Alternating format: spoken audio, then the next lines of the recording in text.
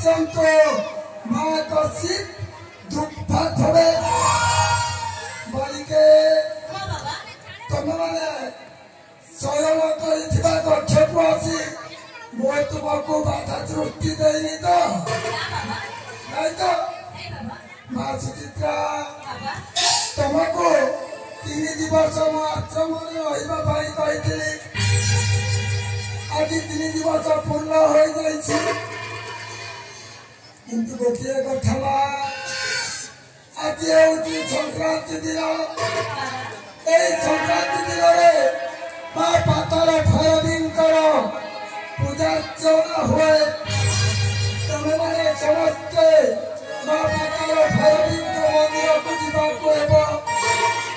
किंतु गोटे कथा मन रख प्रथम 4 जन मंदिर भीतर को प्रवेश करेंगे और सभा शेष पर तमें जड़े लोक मंदिर भीतर को प्रवेश कर गोटे कथा कहबी मंदिर को जा पूर्व